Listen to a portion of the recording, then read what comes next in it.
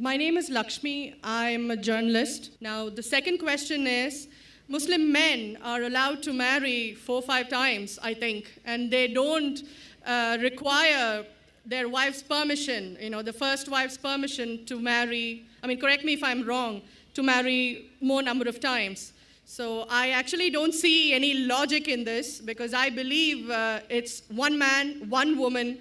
That's the institution of marriage. So please clarify. Thank you. Now coming to your second question.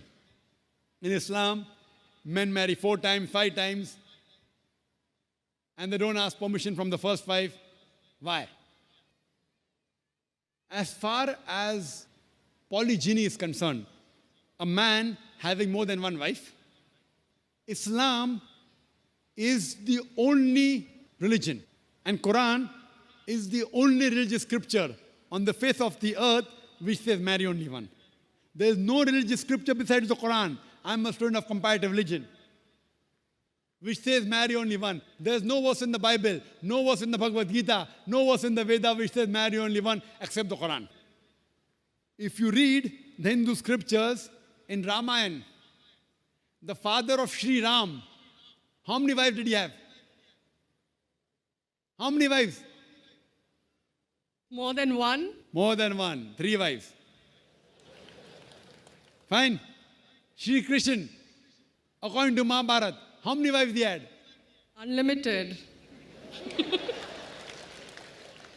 Not unlimited. You don't know your scripture well. No. Did he have 4 wives? No. I have no idea. Not 4, not 100, not 1,000, 16,108 wives. How many wives he had? 16,108. So why can't we Muslims have 4? What's the problem? When Shri Krishna can have 16,108 wives, why can't we have 4? Further, if you read the Vishnu Purana, chapter number 24, verse number 1, it says a Brahmin can have up to 4 wives. If you read the Jewish scriptures, it gives you permission to have as many wives as you wish. If you read the Christian Bible, it gives you permission to have as many wives as you wish. If you read the Bible, Abraham had 3 wives. Solomon, how many wives he had? He had 700 wives. It is later on, the church has put a ban that Christians should marry only one, not the Bible. It is the Jewish community married more than one wife. It was in 1950 that chief rabbi passed a synod that Jews should marry only one. So it is the rabbi, not the Jewish scriptures. And according to Hindu scriptures, you can marry as many as you wish. It is the Indian government in 1954 passed a law called the Hindu Special Marriage Act. Hindu Special Marriage Act, which says Hindus should marry only one. It is not the religious scripture. It is not Bhagavad Gita. It is not Ramayana. It is not Mahabharata. It is not Veda. It is the Indian Penal Code. The Indian government, which has passed a law in 1954 that Hindus should marry only one. But according to the statistics of the status of the women in Islam, if you read the government documents on page number 66, 67, it says that Muslims do polygamous marriages. You know what is the percentage in India? 4.3%. How much? In India, 4.3% of the Muslim men do polygamous marriages. A statistic between 1951 to 1961. Hindus, how many? 5.06. 0.7% more than the Muslims in India. According to the Indian government, even though it is prohibited according to the Indian law, yet they do more polygamous marriages than the Muslims. Why? Now, let's analyze what does the Quran say. Quran says in Surah Nisa, chapter 4, verse number 3, marry women of your choice in 2s, 3s or 4s. But if you can't do justice, marry only one. This statement, marry only one, is only given in the Quran and no other religious scripture. It says, marry women of your choice in 2s, 3s or 4s. But if you can't do justice, marry only one. So if you want to marry more than one woman, one of the criteria of the Quran is you should do justice. If you can't do justice, you should marry only one. Now, what are the reasons, logical reasons a person can think that why has Islam permitted certain men to have more than one wife. Many non-Muslims think it is fard. It is compulsory for a Muslim man to have more than one woman, to have more than one wife. It's not compulsory, it's optional. It's not fard. It's not compulsory. How many Muslim men do you know who have more than one wife? How many do you know, sister? How many do you know? A few. How many? A few Few again. means 1, 2, 3. How many? Yeah, at least about 3. About 3. Have you heard of Dharminder? Yeah. How many wives he has? 2. Muslim or non-Muslim? Non-Muslim. Non-Muslim. Your previous chief minister, what's the name?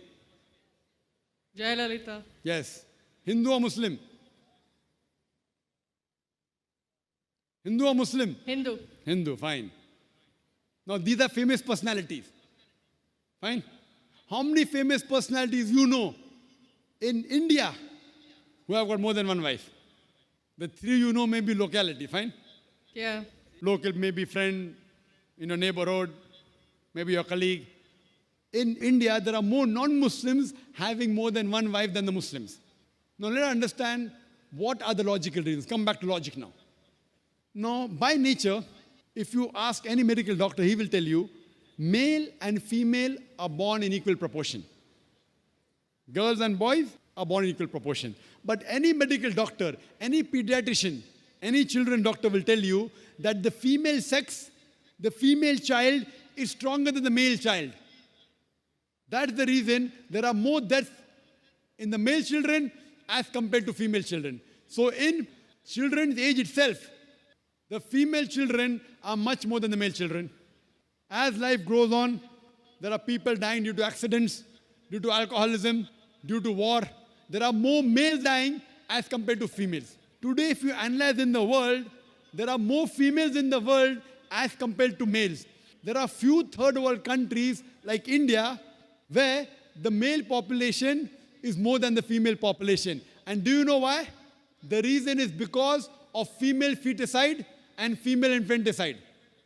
According to an article, a program which came on BBC by the name Let Her Die, the program was assignment. There was a British reporter by the name of Emily Buchanan. She comes to India and she says that every year in India, more than 1 million fetuses are being aborted after they identified that they're females. She says more than 3,000 every day. You multiply, more than 1 million every year. According to the Tamil Nadu government hospital report, she gives the statistics, out of 10 female born alive, do you know how many are put to death? 4. Sister, did you know that?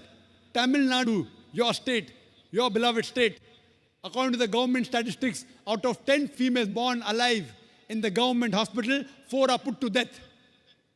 There are billboards put in Rajasthan and here, which says that spend 500 rupees and save 500,000 rupees. You know what does it indicate? Spend 500 rupees, do ultrasonography, do amniocentesis, identify the child you're carrying is a female, abort her, and save 5 lakh rupees, 500,000 rupees. Maybe a couple of 100,000 upbringing her, and the remaining 100,000 in dowry. If you stop this evil practice in India, our beloved country, stop the female infanticide, stop the female feticide. Even in India, the population of female will be more than the male population. If you see the rest of the world, if you see New York alone, there are 1 million females more than males. In USA alone, there are 7.8 million females more than males. In UK alone, there are 4 million females more than males. In Germany alone, there are 5 million females more than males. In Russia alone, there are 9 million females more than males. And God alone knows how many millions of females are more than males throughout the world. Suppose I agree with your philosophy, sister, you said, 1 man, 1 woman. If I agree with you, sister, with your philosophy, 1 man, 1 woman.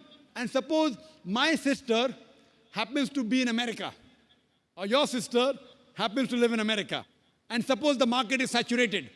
1 man, 1 woman, saturated. Yet there will be 7.8 million females who will not find life partners.